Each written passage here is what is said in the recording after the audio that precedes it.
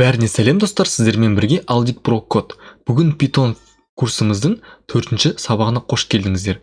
Бүгінгі сабақта біз айнымалылар, айнымалының типтері және input деген функциясымен танысамыз. Ал енді кеттік. Жалпы Pythonда айнымалылар деген бар. Айнымалы дегеніміз жалпақ тілде түсіндірсем, ол қандай да бір елестетіңдер, қандай да бір коробка. Сол коробканың ішіне сіз қандай да бір затты саласыз. Кейін бір керек кезде сол коробкадан сол затты алып, қолданып қайтан сала аласыз. Дұрыс қой? Түсіндіңіз ғой? Айнымалы тура сондай.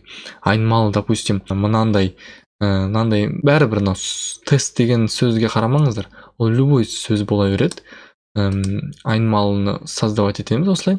Мысалы, 15 деген санды біз осы айнымалыға меншіктедік. То есть мынау біздің жағдайда бұл коробка деп ойлаңыз. Мынау деген салатын бір зат. Осы затты біз меншіктейміз. Меншіктеу дегеніміз мынаның ішіне салып қою деген сөз. Енді біз айнымалыны салып қойдық. Және қалған басқа да, мысалы, бәрібір атын айтып тұрмын, бәрібір қандай ат болса да, бәрібір бұл главное сан болмаса бұл. Главное мынандай ат болмау керек. Бұл қате шығарады. Жалпы айнымалылар тек қана осындай әріп болу керек, және ол еш уақытта осындай символдармен пробел ештеңе болмау керек. Ол тек қана осылай үздіксіз бір сөз болуы мүмкін, немесе бұл әріп болуы мүмкін, немесе бір осы әріп немесе сөз. Және де әріп үлкен әріппен бола береді, кіші әріппен, бәрібір. Енді айнымалыларға келетін болса, айнымалылар жалпы Pythonда негізгі өзі 3 түрі бар. Бүтін сандар, яғни мына 15 бұл бүтін сан. Бұны integer деп аталады. Негізі int қысқаша түрі, бірақ біз integer деп біліп алыңыз. Integer дегеніміз ол бүтін сандар. Осы тест деген айнымалы, ол бүтін санның айнымалысы.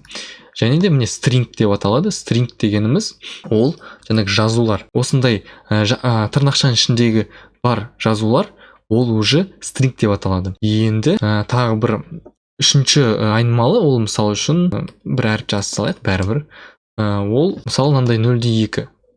То есть үтірі бар сан. Ол 0,2 бәрібір, 0,2, 2,5 бәрібір. Осының бәрі float деп аталады. Бұл float типті, мынау string типті, жаттап алыңыз, str деп аталады. Бірақ негізгі string деген мағына. Бірақ str болып тұр. Мұнда int болып жазылады. Енді бір келісіп алдық, түсініп алдық. Сұрақтарыңыз болса, кейін комментарияға жазып отырыңыздар. Ұялмаңыздар. Енді біз алдыңғы сабақта print деген функциямен кездестік, дұрыс қой? Print дегеніміз оның қарапайым функция, жай ғана экранға бір заттар шығарады. Мысалы, біз print деп тестті, осы print мына жерде осылай print тест деп шығара аламыз. Мысалы, қазір шығарсақ, ранды басып, көрдіңіздер ме? 15 шығарып тұр. То есть бұл жерде қалай жұмыс істеп жатыр программа? Біз бірінші аламыз, мына санды мына коробкаға салып қойдық, айнымалыға енгізіп қойдық. Кейін мына сөзді мына коробка, басқа екінші коробкаға салып қойдық, екінші айнымалыға. Кейін біз тұрамыз да керек кезде, мысалы, бізге керек болып қалды. Бұл коробканың ішіндегі зат бізге керек болып қалды да, біз алдық да принтпен шығара салдық. Бізге шығаршы, осы коробканың ішіндегі затты бізге көрсетші деген сияқты ғой. Біз тұрамыз да айнымалының атын берсек, яғни коробканың атын берсек, ол тұрады да, print функциясы көреді, мен тестті білемін.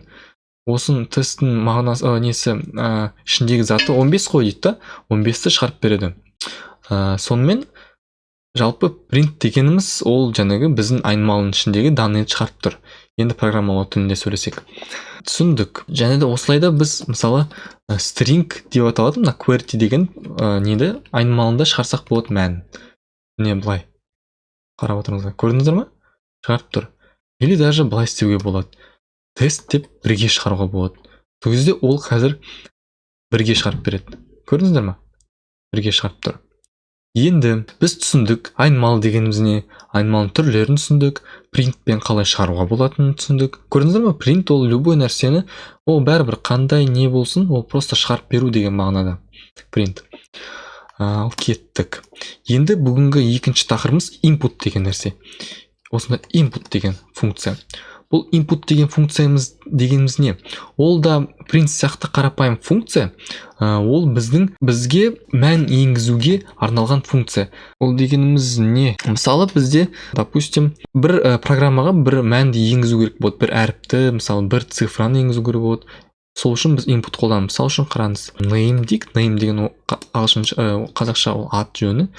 Input дейік және print name дейік. Енді қараңыздар. Тұра берсін, в принципе. Міне, біз енгіздік, енді бізге бұлай көрінбейді негізі, бірақ бізге бұл дегеніміз енді name деп енгіздік. Мысалы, мына жерге біз енгізе аламыз. Алдияр деп қойық. Enter'ді бассаңыздар. Не, көрдіңіздер ма? Input деген ол бізге, яғни бізге программистке консольға, мына қара экранға, консольға бірдеңкені енгізуге мүмкіндік беретін функция деп аталады. Енгізуге мүмкіндік беретін функция. Мынау шығаруға мүмкіндік беретін функция, мынау енгізуге мүмкіндік беретін функция болып табылады. Input бар жерде бізге всегда программамыз запускать еткен кезде тоқтап қалады и біздің бірдеңкені енгізуімізді күтіп отырады. Міне бірдеңке жаздық, енгіздік, енді біз Enter'ді бассақ, көрдіңіздер ме, шығарып тұр. Енді бұл түсініксіз, давайте мен сіздерге кішкене түсінікті ретінде жасап қойайын.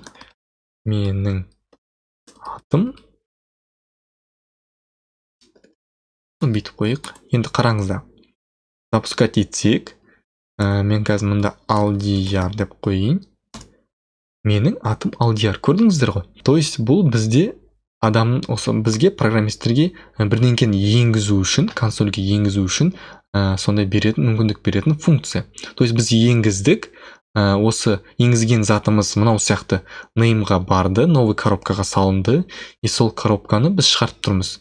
Мына затпен, мынаны білесіздер, бұл жеңіл адам түсіну үшін керек зат. Менің атым name, то есть енгізген. Енді мынандай қызық бар. Input'та жақшаның ішінде print функциясы сияқты жақшаның ішінде мынандай нәрсе жазуға болады. Бит жасап болады. Осындай подсказка болады. Мысалынан басқан кезде бізге өзіңізді атыңызды теріңіз дейді.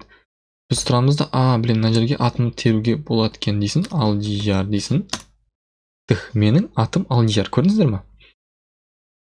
Вот. Осы жерге, яғни адам мысалы енді былай жазсаңыз жай ғана ол түсінбейді ғой енді. Не болады, неге тұрып қалды, не болып қалды деп.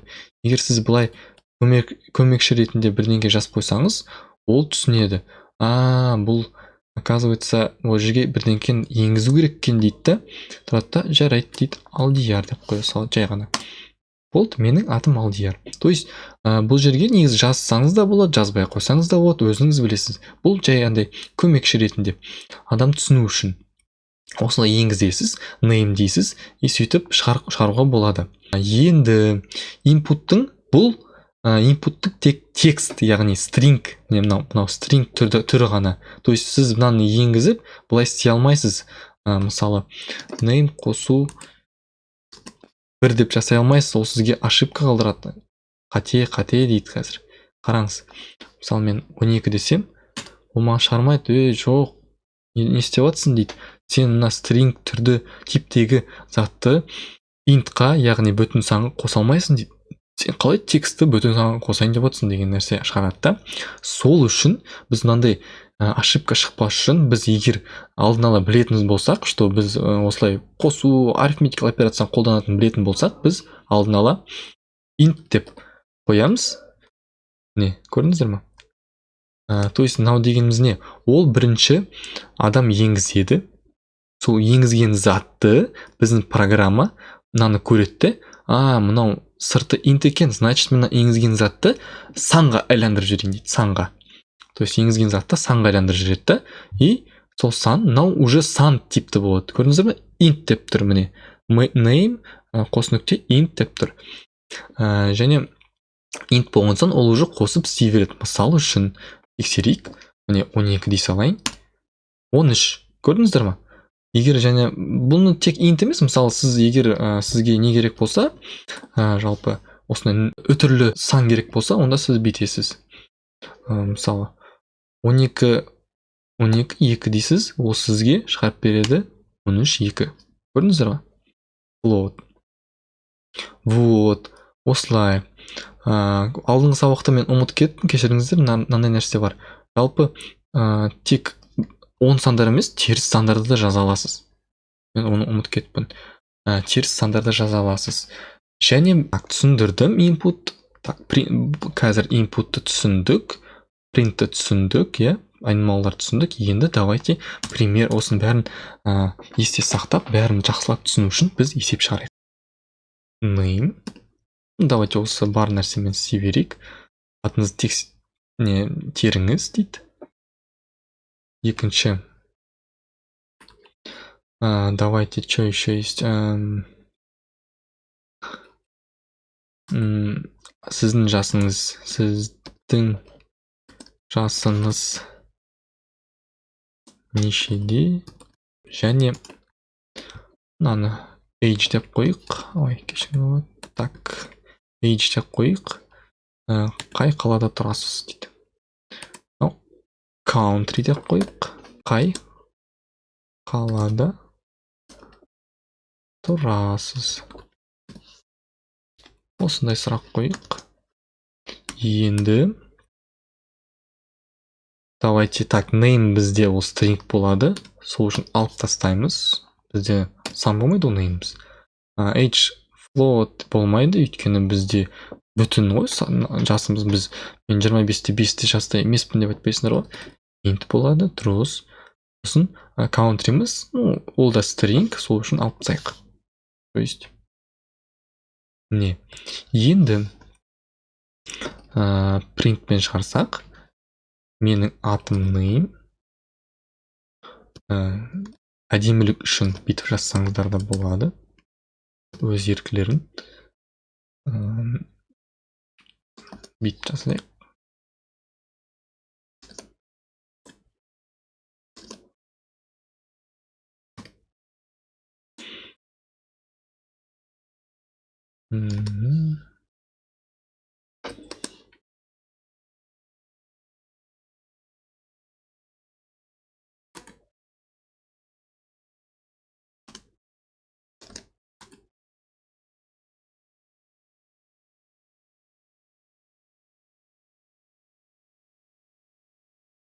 Ал енді достар, давайте запуск жасайық.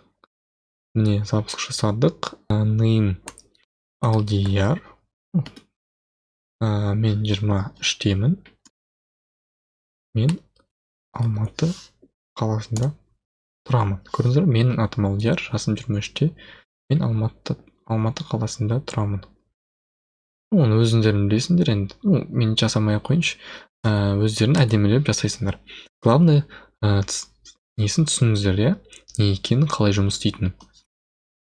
Бұл жерде енді көп ондай есеп бере алмаймын. Бұл енді жеңіл есеп тақырыптар. Келесі сабақтан біз уже каждый сабақта 5-6 есептен шығарамыз. Күрделі дейтін есептерді әдейі, чтобы сендер түсініп, өте жақсы түсініп, көп практика жасайым. Қазір просто жеңіл тақырыптар болғандықтан кішкене практикалар аз. И бұл жерде көріп тұрсаңыздар, бір практика жасайтындай қиын тақырыптар емес. Осымен сабағымыз аяқталды. Біз бүгін айнымалылар, айнымалының типтері және input деген функциямен таныстық. Келесі сабақтан бастап уже күрделі тақырыптар пайда болады.